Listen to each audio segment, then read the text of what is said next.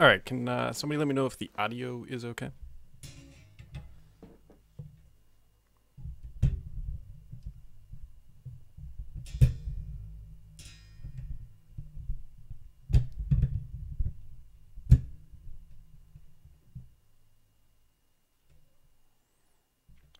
All right, perfect. Thank you.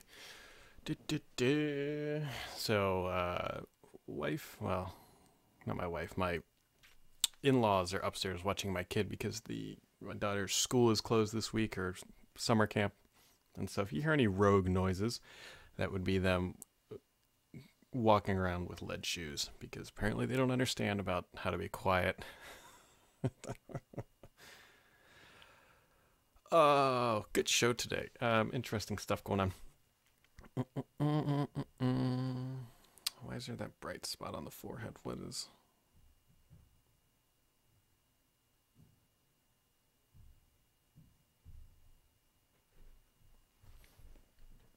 Lighting is such a pain in the ass.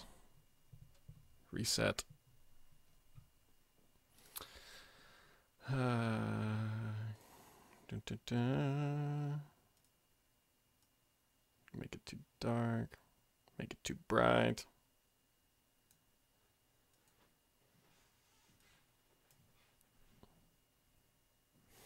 If you're looking for feature 2 news, um, here's how to figure out exactly what's coming in feature 2.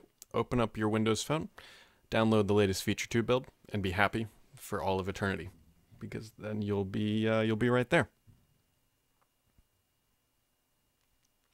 So, well, I guess we'll just run with this weird lighting.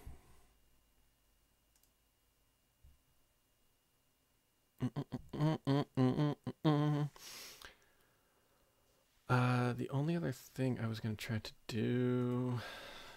Let's see. This might take a minute or two if I can get this figured out. That might be really loud. Sorry about that typing.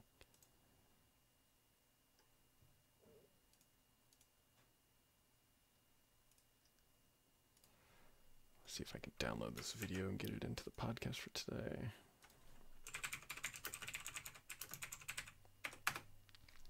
Ba, ba, ba, ba, ba, ba, ba.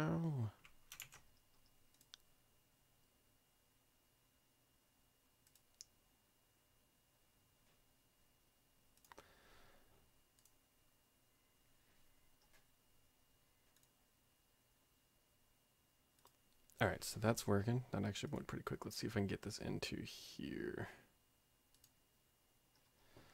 Sources. You're probably seeing a blank screen right now. If you are, don't worry. Just sit back and relax. There we go. Christ almighty, they're making something in the microwave. Like, go up there and tell them, hey, don't make a lot of noise. So what are they doing? They're pressing the fucking buttons on the microwave.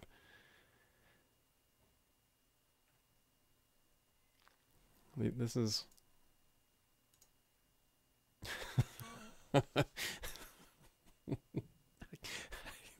These people. Da, da, da. All right. Whoops, I just screwed that up immensely. Now it's like too dark. You know, one day I'll figure out this lighting stuff. Yeah, the microwave report would be exactly right, Mahini. All right. Like this lighting. I need to get like a manual exposure camera on here because it's incredibly bright. There's 6 LED panels on right now, and you know, whatever. I don't know if it's the Surface Studio back here that's blocking it. It's like, yeah, that helped a little bit. Anyways, all right. We are going to dive right in. Let's do this.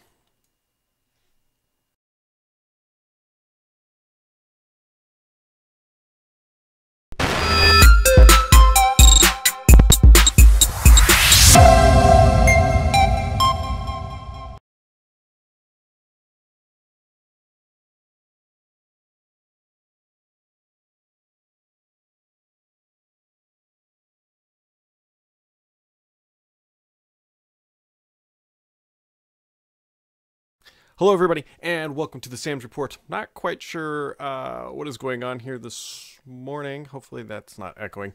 The lower third graphic did not show up. And yeah, so I'm not... I am just running on all cylinders this morning. But anyways, so the sound should be fixed for those of you who are watching the live stream. I'm going to chop out that first block. Nothing like starting a podcast with the microphone muted, because that is that's what I do.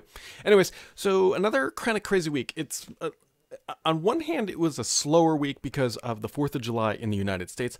On the other hand, it was kind of the most crazy week we've seen in a while. Not from a Windows standpoint, well, a little bit from the Windows standpoint, but yeah. So let's just kind of dive in here real quick. To get the beast of the burden out of the way, Microsoft announced layoffs this week, and I knew this was coming. I actually heard about this about 10 days ago, maybe ish, and I heard anywhere from about 3,000 to 5,000 employees were going to be let go. And Microsoft announced yesterday, hey, 3,000 employees are being cut, and it's mostly from the sales org. That is no big surprise. It is mostly from outside the United States. So if you're in the US, that's a good thing. If you're outside the US, that's not such a good thing. And it's a reorganization of how sales are being done.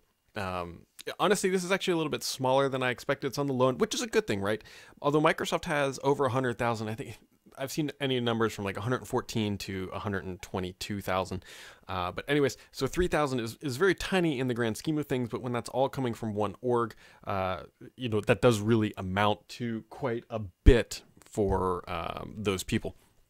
And so what you kind of need to know is that Microsoft, to no surprise here, is shifting more to a cloud focus. I know they always say mobile first, cloud first, but in the sales org world, it is all Azure, it is all Office 365, it is all cloud. That is their primary focus, and that's not a big surprise. That's where Microsoft's revenue growth is coming from. That's where their business growth is coming from, and so you got that going on. There were some other kind of smaller layoffs here and there. There was one guy from a former Nokia guy who was working on some imaging stuff got let go. I saw one report of a cybersecurity person being let go. So it wasn't exclusively from the sales team, but yeah. So we had all of that happening, and it sucks. There's no real good way to talk about layoffs, but that's the way it is. This is the month of July. Unfortunately, it doesn't look like it's overarching by any means. And people are always going to read into this saying, hey, Microsoft's struggling, that's why they're doing layoffs. When you're a company that size, this isn't all that surprising. More specifically, it's not all that surprising because Kevin Turner, who led the entire sales team from Microsoft, this was his baby. And so when he goes, that old sort of methodology, they had some scorecarding that they're getting rid of. And there was just a lot of middle management and overhead that is involved in all that stuff. And so this is just a reconfiguration of the new sales team, the new sales philosophy. And so I wouldn't overreact to this. I mean, this has kind of been expected for some time. So that that's kind of the elephant in the room. Other things going on in the world this week. Microsoft is finally going to be adding game gifting to Xbox Live. This is something I've wanted. It's available on Steam. So if you're not familiar with this is if you're my friend and I buy a game and you can't afford it, or you want to just give them a birthday gift, I can actually gift you a game. Like, I can buy that game for you. You can't do this on Xbox Live. I don't believe you can do it on PlayStation either. And so now that's coming. It released supposedly soon. They very specifically did not say a date. They just said, hey, it's coming soon. It's very close to launching, and so that'll be great, especially with these like summer sales. So be on the lookout for that. Other fun things. The Skype. So if you've watched this show before, you know that I have a very much love-hate relationship with Skype. And this latest update, so taking a step back, when I talked to Microsoft about this stuff, they said, hey, you know what? The back end is finally fixed. We're no longer in this P2P world. We're fully cloud. It's fully great. And now we're going to totally revamp the UI. So what we had, let's just jump back and say 1 year ago, we had a broken back end, but a good front end. Now we have a good back end, but a broken front end. Like I've said this many times, I do not like the UI of the new mobile apps, and now I know that I'm not the only one. If you go to the iOS store and look at the Apple version, or the iOS version of Skype, it has a whopping 1.5 star rating. People do not like it. Android's a little bit different because it's cumulative ratings. Apple does it for each version, so you have to go read the recent reviews on the Skype one in the Android store and the Google Play Store, and they're not good. And I'm happy to see this, because when I talk to Microsoft and stuff about this, is that, hey, people like this because it's quick, easy, and it's simple and clean. And what they did was they made it Snapchatty and Instagram and which is exactly what people don't want. And yeah, and so I'm hoping that they just get their heads out of their butt, and it's fine if they want to try these new UI features. I have no problem with them experimenting with that, but don't take away the old. Give us a checkbox that says, hey, give us the old UI, and you could solve all these problems. Don't like the new stuff? Go for the classic view. That is a very simple solution, and I don't know why they went all in on this. I know it's because, well, I do know why. It's because they're worried that Skype user base, from my understanding, hasn't really grown, right? It's been pretty stable at around 300 million, which in the chat world isn't all that large anymore, but for those that use it, it's really hard to get away from. And to be honest, I do like Skype. It works just fine. I don't know why iOS doesn't, or Apple doesn't bring iMessage to the desktop for the Windows. It would totally destroy Skype. Google could probably do the same if they would create their own one unified version of a texting platform, but they have like Google Duo, they have Hangouts, they have too many different chat applications. If Google could align to one single unified app chat service, they could probably destroy Skype too. But you know what? Here we are, still needing it. And, that's what's going on. So, I'm happy to see that other people don't like it, because that means things are really going to change. And so, and not to be all Debbie Downer on this episode, because we'll talk about some fun stuff here at the end, but Microsoft also kind of blatantly lied to everybody, and this isn't really cool. So on stage, and you can go back, because Paul and I both did this, we went back and watched the keynote, and Microsoft very clearly says that in the Fall Creators Update, it is going to deliver Timeline, the Cloud Clipboard, and a couple other features. And so this week, Joe Belfiore took to Twitter because some people were saying, hey, you know what? Timeline feature isn't in the insider builds. I know personally that they are just about to lock down the OS, and we're going to get into those crazy stages where they're going to start doing bug bash programs, would be my guess, where they're really targeting specific things. And I'm not expecting any new major features. We had a real nice lump of stuff at the end of June, second half of June. And so now they're going to start buttoning it up and trying to get it locked down and get it ready to ship around September. Which means that if Timeline, which is a massive feature, by the way, means that it has to be in there and getting tested and everything. And when it's not, it's like, hey, where is it? Same with Cloud Clipboard. Where is it? You get a little nervous. So Microsoft they came out and said, hey, Timeline is not shipping with the Fall Creators Update. And they said, you know what, they kind of like backtracked and said, hey, you know what, we didn't really mean it was absolutely, it says that was kind of the first chance that it was going to happen. And that's not true. Go look at the Fall Creators Update website. It is the third item. And for those not familiar, I actually downloaded the little timeline video here. This is what it is. Although, did I restart it in time? Nope, let's try that again, because this show is just off to a blazing start. There we go. So you can take a look at the timeline feature here. You can only really see this obviously if you're watching the video, but this was the feature. And at the time of this, I said, hey, this is all great, and this is exactly what they showed off on stage. But the problem is, that is a concept. That is rendering. That is not a live demo. And when that went out, I said, Microsoft, this is great, but this is a render. I'm nervous this isn't going to ship. And here we are, because this happened with my people. They showed off a render and then they couldn't ship. So Microsoft, if you're listening, your new policy for demos should be on stage. You can only demo it if it's a live product. No more renders. You can't do this anymore where you show off a render and say, hey, it's going to ship in the next 6 months, because you now have two apparent times when this has happened. And so Timeline's not coming. That's not coming. They tried to backtrack, but if you go to their Fall Creators Update website, it's on there. They very specifically said during the keynote that it is coming this fall, and they are not. And, it's one thing to miss a deadline. That happens. But we've now seen Groove Music Maker, which they showed off, never materialized. My People, which they showed off and was delayed. And now we have Timeline that was delayed. And they also don't have Cloud Clipboard. I understand these are big features, and I understand this is cool stuff and you want to show it off, but don't show it off until you're ready to actually be able to commit to a shipment date, because all you're doing is setting up false expectations. And it's not even the false expectations. It's honestly more embarrassing for the company saying, hey, we're going to try to ship this on time. And then you have 114,000 people and you can't. And somebody's going to tweet at me and says, you know what, you can't make a baby, you can't add more developers and make a baby faster is kind of the thing. Fine, I buy into that. I know you can't just throw developers at a problem, but at some point you have to figure out how to optimize between getting something announced and getting it shipped.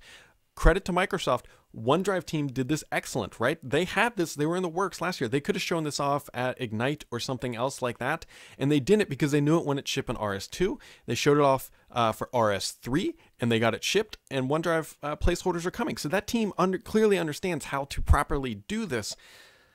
It's just really frustrating because I get excited about these things and we write about these things, and then, you know, then it's not going to come for another 6 months, which really means, or 6 months after the release, which means it's not going to come until a year after it was announced. Just Microsoft, please don't make promises that you can't commit to, and don't try to back out of them. Just, if you're going to announce something, make sure you're dedicated to the launch date, because it just shines an unnecessary negative light on your hard work and efforts when you can't deliver your publicly made promises at your largest developer conference. And so if you're a developer, Microsoft just now has a decent track record of shipping Windows updates that don't deliver. It just kind of underlines their entire message. And so, you know, that's my little rant about that. And I hope that Microsoft honestly takes this to heart. So no more proof of concepts, demos only, and you should be a lot better shape. So, which also kind of leads to the fact of what is the creators update now. And so we have that movie making app. We have the potentially My People, it should be coming. We have OneDrive placeholders, and we have a half-assed implementation so far of Acrylic and Fluent Design. Now, granted, Microsoft very clearly said that this will be a journey to get to Fluent Design, and things will be kind of trickling in. So, yeah. Yep. Anyways. Other things going on in the world. Surface laptops, if you're looking for a blue or red one, which are cobalt and burgundy. I don't have one back there, but I do have the burgundy type covered, like quite literally directly behind me. Still sold out. So good luck trying to get one of those. You very much likely are going to have to go to a store to make that happen. Other things that jumped around in the world of Microsoft this week is, so this kind of an unnecessary issue that kind of got brought up that really doesn't have any impact, but people were kind of freaking out, is so this OneDrive NTFS issue. So it happened this week that Microsoft started putting a warning that if you were storing OneDrive content on a FAT, let's just say FAT32 to keep it simple, that it wasn't really going to work with OneDrive. And so they issued a note this week that said basically, this is how it's always been. They just kind of realized that, hey, they weren't actually telling people this shouldn't be working. And so if you're using OneDrive, you need to be on NTFS, and that's kind of it. So, anyways, yeah. Greg M. points out in the chat thread, he says, hey, I still don't have the creators update on 3 Windows 10 systems here. This machine that I'm podcasting from does not have it either. I check. I wish that Microsoft would let us know why it's blocked. I'm intentionally not forcing it onto this machine because I really want to see how long it is. But we're about, what, roughly 3 months or so-ish after the launch of the Creators Update. Still don't have it, which is fine. They very clearly said, and I'm okay with this, that this is going to be a staggered rollout, and, you know, they're trying to get it. Mary Jo Foley just got it yesterday on our HP Spectre, which that makes me a little nervous because those are typically defined configurations. And so my machine here is more of a kind of a custom build. And so I don't quite know when I'm going to get it, or if. I mean, I should get it. I have to get it. But, you know, here we are. And there are some things in the Creators Update just I do want. I mean, there's some slight UI refinements and other stuff. And so maybe I will eventually force it. Yeah. Anyways. Okay, cool. So there's not a whole lot to go on here, but I have 2 people telling me this, so I know it's accurate. So there is, inside of Microsoft right now, there is a new prototype device. It's ARM64 based. It's a mobile-like device is the exact descriptions that I've heard. Mobile-like. It's ARM64, mobile-like, floating around inside of Microsoft right now. And so I don't know. Everybody's going to say this is their new phone. It's not their new phone. I'm assuming that this is going to be their new, I believe codenamed Andromeda. They're kind of like mobile device that has LTE connectivity, but they're not calling a phone, and that Alex Kipman is working on the display. But I have heard from 2 completely independent sources that an ARM64 mobile-like device is floating around campus right now. And so the reason why I kind of harking on this is at one point I didn't know if this was going to be an Intel-based device, but now that I've got a couple of people saying ARM64 is what this particular prototype is. Granted, these things could be killed. These things pop up, Couriers, Surface Mini, those types of things all pop up. But keep your eye out. ARM64 mobile device floating around inside of Microsoft.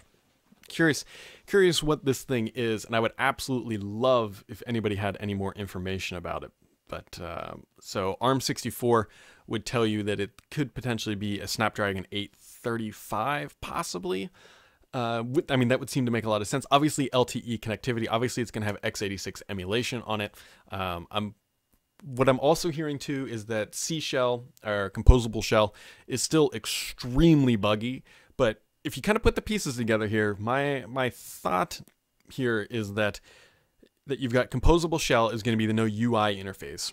Then you've got ARM64 and LTE connectivity. Like the composable shell is going to be the UI for this new device. Would be my guess. That is my honest kind of thought when you put together why are they building a new UI? Why do they have this new ARM-based hardware? That seems to make the most sense. My understanding is that it is going to be expensive. That's not a big surprise. This is not intended to be a mass market device. Think of this more, comparing it to HoloLens is probably a bad idea. Think of it more of as like a Surface Book understanding. That is what I'm hearing, is that it's going to be kind of not a mass market device, but it's going to be a hero device for Microsoft, much like they typically do in that segment, and saying, hey, you know what, here's something that you can build, and hopefully their partners will come along with them for that journey.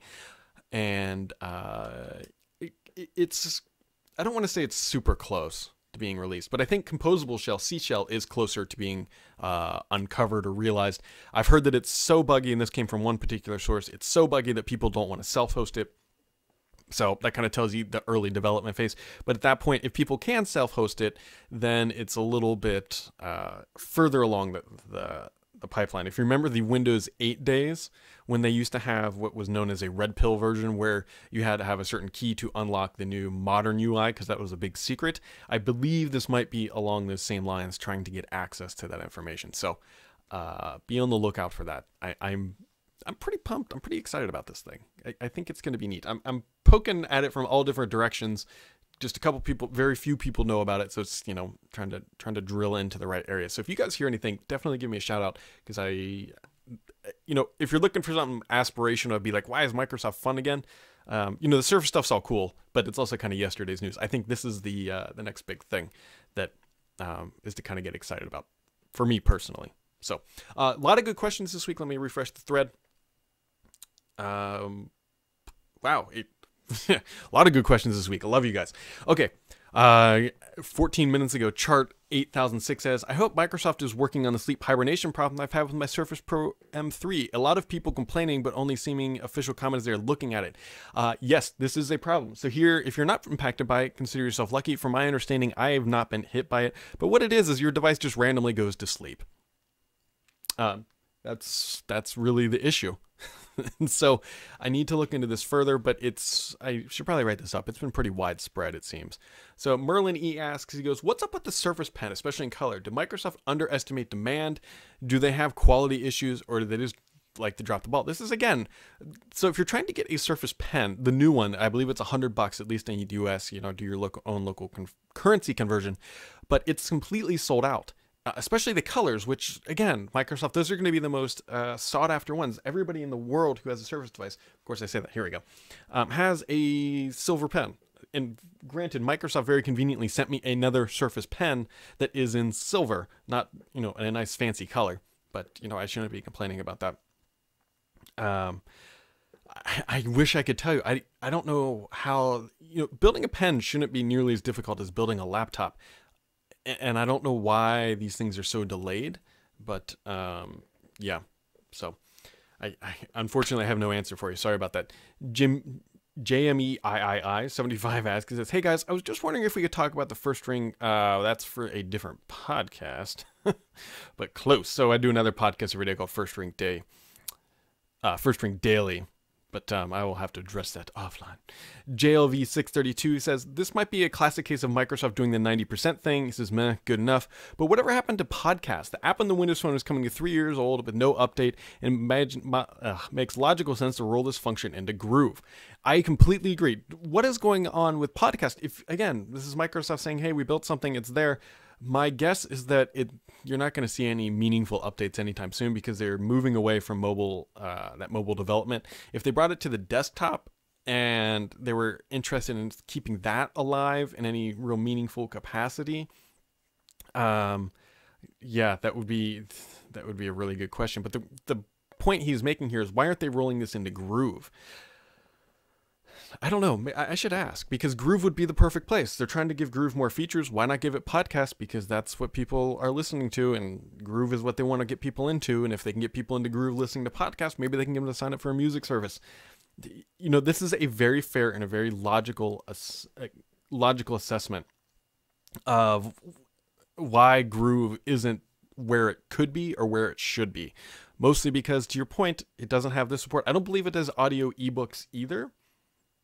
And so it's, yeah, you know, Microsoft, you could get more people into the services if you would just kind of think about it. Where is Story Remix? So last I heard about Story Remix is that it's in a beta, and there was at one point an email address you could send an email to, and then they would give you the app. As for why it's not shipping to everybody, I don't know. And if this does not make its way into the Fall Creators Update, that would be tragic. But I can already tell you what they would tell you is that, hey, this will be coming through the store, so they can ship it at any time. In theory, they don't have to ship it the same day. But at the same time, it's like, again, you guys dedicated so much time on stage to the Story Remix app. And if it's not going to ship when the Fall Creators Update ship, why? Like, and they'll be like, well, you know, we can deliver it through the store during the life cycle of the Fall Creators Update. But that's baloney. Daily Isaac says, how do you think progressive web apps will impact the Windows app? Let me try that again. How much do you think progressive web apps will impact the Windows app ecosystem? This is an awesome question, and I think it's going to impact a lot of ecosystems. Microsoft might actually benefit from this because the Windows Store isn't the strongest thing. App stores like iOS and Google Play might actually have a little bit of trouble, mostly because progressive web apps, which are awesome, by the way, realize the dream of write once, run anywhere. They really do. You think about it. You write it for the browser. Anything that has a browser can run these apps. And so I think it will potentially have a negative impact on the Windows Store, but I think it's going to have an impact on every store. But on the flip side, I think it's going to have a positive impact on, say, Windows 10, Windows Mobile. And I could see it honestly being a good impact on iOS and potentially Android as well, because again, if you only have to support one platform or one type of service like that, it becomes much easier to ship features. And I'm actually very much an optimist and pushing for progressive web apps because I think it's yeah.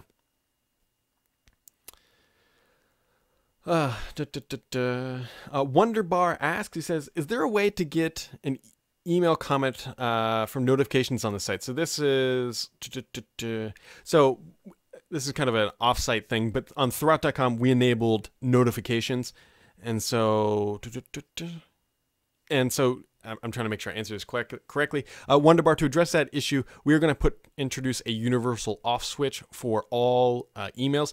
It's might be going live today. We have all the testing done, and so that will be turned off. And so for those who this makes no sense to, don't worry about it. The Joe Fan asks, do you know of any examples of good AI in popular Microsoft products? Obviously not their spam detection. Well, their spam detection is pretty bad. And so here's my problem with AI and machine learning in general. AI and machine learning are two very different things. And Microsoft is very good at crossing that border. Every company is. They say, hey, you know, we have great AI, but what they really mean is they have advanced machine learning. Some of their AI, which I know is in place, is actually on their cybersecurity stuff, and it's not localized. Their cybersecurity stuff uses some of this. I've seen some of it, and I know it's true AI, not this machine learning stuff crossing over. Potentially in Cortana would be a good example, but again, I don't know explicitly if that's more machine learning because it can take all your habits and learn from that and introduce new features or documentation that you would like. As for AI in Cortana, that's a tough one. I don't have a perfect example. And the problem with AI and machine learning is everybody's throwing these words into everything. If you go look at a startup and be like, oh yeah, we have AI and machine learning, like AI is still very much in its infancy. People will argue with me to the death, but AI is a very long way from coming into like full realization. And so what we see now is a lot more machine learning in Microsoft products. We know there's a lot of machine learning. There's machine learning in everything from, well, spam detection, Cortana. Power BI has some, and I know that they're bringing machine learning, and they claim AI in SQL Server v Next, but that's obviously not shipping today. So it's a great question, and I would actually love for Microsoft to very explicitly point out the certain features that are AI. Maybe I can ask them to do that next time they start tossing this up. Bish Bash, he says, is Universal Clipboard still on track for the fall creators update? I don't think so. Now, I say I don't think so because they haven't explicitly said it's not coming, but they haven't really kind of delivered anything that shows that it is coming. And for those who don't realize what Universal Clipboard is, so if you had, and this annoyed me too, if you had SwiftKey installed on your Android or iOS device and you right mouse click copy something on Windows 10, in theory what it allows you to do is to open up SwiftKey on your phone and be able to get that information off the clipboard. The other thing we haven't seen either, which kind of is frustrating, is Project Roam, which is supposed to be that you can take, let's say you're writing an email in the Outlook app, Microsoft's Outlook app on your phone, and you go to the PC, you should be able to continue that experience right from where you left off on your phone. That was Project Roam. We haven't seen that either. And so these are big features, and they're cool, but don't show them, don't put the horse or the cart in front of the horse here, guys. Bishmash, he says, for people desperately waiting for Microsoft's next attempt at mobile, which year and what time can we expect it? I don't have a great timeline for this stuff, and mostly because Microsoft doesn't have a great timeline well, I shouldn't say they don't have a great timeline internally, but if you're expecting something this year, I would be a little bit more hesitant. It seems like next year is going to be it. At this point, Microsoft's going to wait until they actually have something. There's no reason to ship a new device just to say, hey, we're still relevant in mobile, because it's not going to help their situation. So just kind of keep that in mind. If you need a new phone, I personally would not hold out. I would just go get what you need today. And if Microsoft ships a new device, you can always sell your old one. But holding out at this point would be... wouldn't be too much. So we got that going on. Rob7, well, he has the never-ending open question. He says, so where's Microsoft headed? Microsoft is headed to a cloud-based world, and that is all in. And that, I mean that for the desktop too. They're eventually long-term, I've seen super long-term roadmaps where they believe that eventually you will run your desktop from a cloud. You'll just have a thin client that connects up, and you'll run a VM, and in a dream world, you would just pay monthly for your Windows computer, but that's a little bit hard over reality considering that not everyone really needs Windows anymore. And so where are they headed? They're staying entrenched in the enterprise because, let's be honest, that's where a lot of the money is. There is money in consumer services. Do not get me wrong. I completely agree, such as the iPhone proves that, Samsung has proved that, Spotify has proved that, but Microsoft is entrenched in the enterprise, and it's easier for them to grow there than it is in the consumer space. So... Adam Corbally asks, he says, why are web apps acceptable in Windows 10 Store but not Android ones? Couldn't they wrap them? So here's why. Microsoft doesn't want Android apps in the Windows Store, because then people will just write Android apps and not Windows ones. They actually had a bridge, it's called Astoria, that allowed you to port your Android app almost perfectly and run it in the Windows Store. And the problem was they said, okay, if this works so well, no one's ever going to actually write a native UWP app ever again. And so I agree with their assessment, but at the same time, not a lot of people are writing native UWP apps to begin with. So, there's that. Martinius V2 asks, he says, will EU target Microsoft again because of Windows 10s only support Edge as a browser? I do not think so. Here's the reason why. All of their adult versions of Windows 10 or Pro versions support any browser that you want. Windows 10s does not have good market share. It doesn't have any market share right now. I mean, I guess you could say the Surface Laptop is shipping, so technically it has some market share, but it is so very small. If they are going to go after somebody for browser locking, it's going to be iOS. There's a billion devices out there. It's default to Safari. You cannot change that. And this is exactly like what Windows XP was. when the EU went after them, or the versions of Windows. And so, are they going to go after Microsoft? Not for that. Not for that. Michael Martinez asks, he says, regarding the cloud acquisition of Cloudin, will Microsoft make its cloud features Azure exclusive? Do you believe they will continue to operate fully with AWS OpenStack? It would be very dumb for them to cut off AWS support to make it exclusive to Azure. Let me explain why. First off, Microsoft has been a very open company, so I don't think they're going to do that, but here's why. If you have a list of clients using Cloudin and you can see how much they're using AWS, it's very easy to take your sales team and say, go talk to those people. They're using AWS for these 6 features, and we can pitch them a product that better works there or is lower cost. And so I don't think they will do that. And I don't explicitly know that they're going to look at their services and kind of use it as sales and marketing, but they could. And I think it would be dumb to buy an app like that and neuter it for what it's good at and then try to repackage it for Azure. It's a great question. I will be very curious to see what they do long term. If they do that and they rip out AWS and Google Cloud features and OpenStack, it'll be the dumbest thing Microsoft has done in a while. Mr. PKI asks, he says, were any engineering teams impacted by the layoffs this week? So yes and kind of no. On a broad scale, no, they were not. But there were individuals laid off from other parts of the org outside of sales. And I don't want to name teams because it's a little too close to home. But there were people impacted that were not explicitly sales. But the bulk, and I mean the absolute bulk of the layoffs came from there. So think like 1-2 people. So it wasn't explicitly salespeople, as Microsoft pointed out. What will Microsoft do if the UWP store fails? I don't think it's going to fail outright, right? They can leave this thing up and running. They can continue to nurture it. They can continue to use web apps. I don't think it will actually just kind of fail outright. I can't see that actually happening at this point because it's been around for so long and there's not a ton of overhead to keep it up and running. And it does create a little bit of revenue, not much, but a little bit of revenue for the company. And frankly, they need the store to live. If the store fails, Windows 10s fails. And I think we're going to see them get real aggressive with Windows 10s, especially on the consumer side, because it makes sense, right? They could give away Windows 10s for free. Imagine that. Imagine if you're running Windows 7 and they say, hey, everybody can get Windows 10s for free. That would be an interesting proposition, actually, and try to get those people to upgrade. I wonder if they would actually do that. But I don't see the store going away anytime soon. The biggest threat to the store, as we mentioned earlier, as somebody rightfully pointed out, is progressive web apps. I could see Microsoft trying to bring those into the store. But even if progressive web apps do well, that doesn't kill Windows 10s, and the store can live side by side. Great question, though. Seriously good question. And so I got to be able to talk next week about some things going on this week. So tip of the week, guys. So Microsoft had a pretty big reorg. Things got changed up in several different orgs, not just sales. And so be on the watch out for like internal changes. This is also the time of year that employees change roles. For example, so Donna's the lead of the Insider program, her boss, Bill Karagunis, who I know fairly well, he was previously Donna's boss, and he's now changing roles. So this is the time of year when people move internally, and don't read into any of that.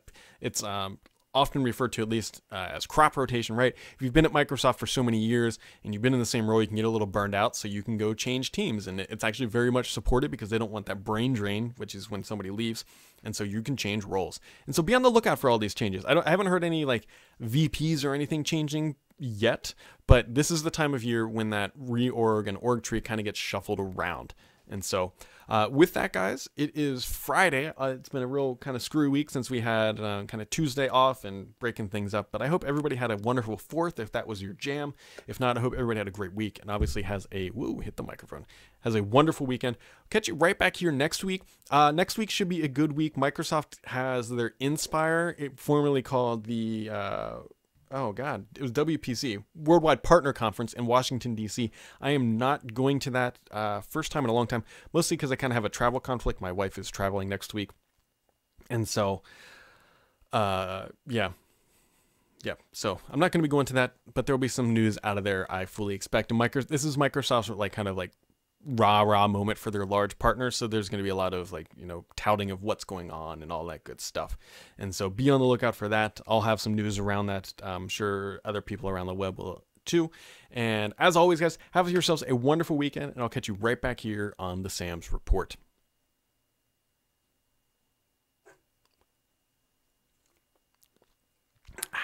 Thanks for watching, guys. I always got to let it run here because people get real angry if I end it too soon.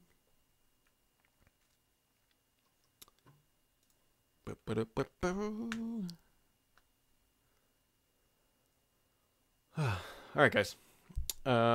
Somebody asked, actually sent me a Twitter DM, if I could go through in the near future all the stuff that I use. I think it's been 6-7 months and some things have changed. And so maybe in the show here in the very near future, I'll do the like what I'm using to set all this stuff up, and we can go from there. So, all right, guys, I'm going to shut it down and catch you next week.